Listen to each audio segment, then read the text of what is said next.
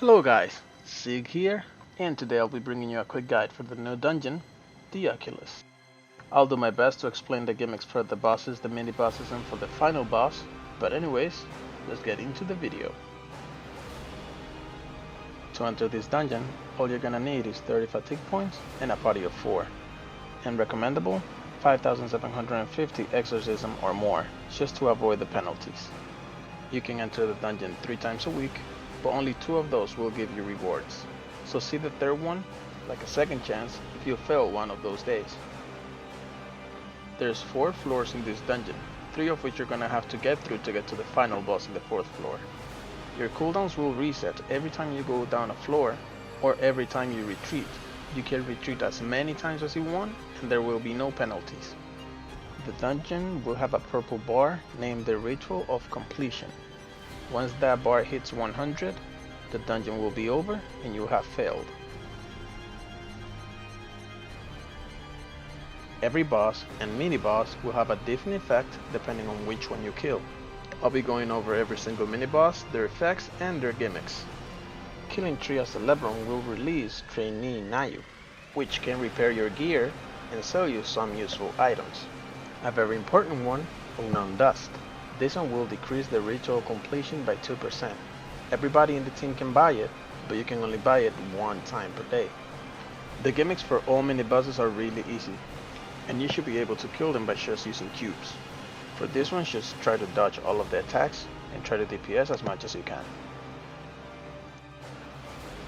Killing Blood Rhea or Nerolodi will give the same effect. It will give you more information of the map, like locations for the bosses or the stairs, and it will deactivate the buff that all monsters have in that floor, which is 60% more HP and increased attack and defense. For the gimmicks, it's just like all mini bosses. Dodge as much as you can, DPS as much as you can, and try not to get hit, because they hit hard. Killing the Volcano Spider will increase the token usage by 4. And just like the last 3 mini bosses, be careful with the attacks and DPS away. There's gonna be a boss in the 1st, 2nd, and 3rd floor. Defeating every boss will decrease the ceremony process by 20%. Killing the first boss is gonna give you a 25% damage buff, and defeating both will give you a thick 70% attack damage buff. And defeating the third one is gonna unlock the stairs to the final boss. Hellcat Lewis will release a poison syringe once her HP hits 90% and 40%. Once you pick it up, you're gonna have to wait for her to start charging, then get close to her and use the tap button, and that'll trigger her groggy for 10 seconds. Her attacks have a huge hitbox, and they hit like trucks. So just be careful and try to deal damage whenever you have the opportunity. If your teammates get trapped in poison, try to break them out, because they hurt. The boss Lone Raspberry has no groggy, so you can start doing damage as soon as you walk in the room. Whenever he opens the rift, he'll do a backstep and shoot a massive ice wave, but you can still hit him from the back. You can also wait till he teleports to the middle of the map and starts doing the Azura Second Awakening. You can use that as a groggy, cause he'll just be standing in the middle of the map while summoning the Second Awakening. If your party doesn't deal 30% damage before he's done, your team is gonna take lethal damage.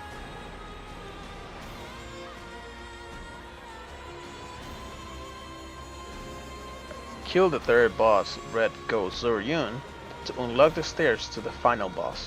Make sure to kill the boss in the 1st and the 2nd floor, cause if not, you're gonna get an alternative form for Zoryun, which is going to be stronger and you won't have the 70% damage boost.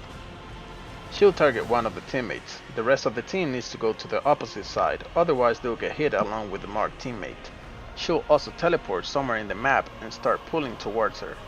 You can make the circle smaller by doing thick damage, then run away to avoid getting hit. For her groggy, she'll knock back all players, target a random party member with a big circle, hit her with it to stun her, then another party member will be targeted with a smaller circle, hit her with that one to delete one of the 3 markers. If you succeed, she'll enter groggy for 10 seconds. If you fail, she'll make it rain, dealing crazy amount of damage.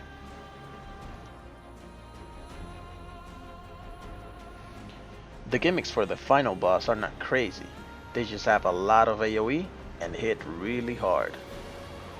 For one, he's gonna start juggling light bolts on top of himself. Deal as much DPS as you can so he can free them. Then every party member has to step on top of one of the light circles. If two of the party members steps on the same one, they'll both be knocked out of it. He'll also launch a fire wave that will come back. Step where the fire wave started and you won't get hit when it comes back. Judgment is gonna open fire circles that will then get hit by meteors, expand, and explode. For that one, just find a safe place and don't get hit. One of his gimmicks will make the whole map go dark and have a circle going around. Stay inside the circle to avoid damage and counter him to stop the gimmick. For the light barrier, stay inside with him to avoid getting hit by the pillars on the outside. For his groggy, he will teleport to the middle of the map and summon 4 clones of himself. They will be either constantly blinking red and purple or have a big red shine followed by 2 or 4 small purple shines. Hit the clones right after the red shine to push them off the circle.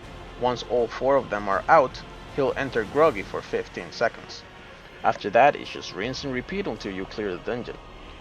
The boss will drop time stones and will have a chance to drop epics, mythics, or a card. For rewards, you will get Secret Dark Souls, which can be used to complete the Sanctum of Resurrection quest that will give you a level 100 equipment of your choice, excluding weapons, and you will be able to exchange it for any epic you desire at Knights Rubado's Dark Soul Converter. But anyway guys, I hope this guide helps some of you, and if you would like to see more guides like this one in the future, just let me know. I appreciate you taking the time to watch this video. Have a good rest of the week, and I'll see you in the next video.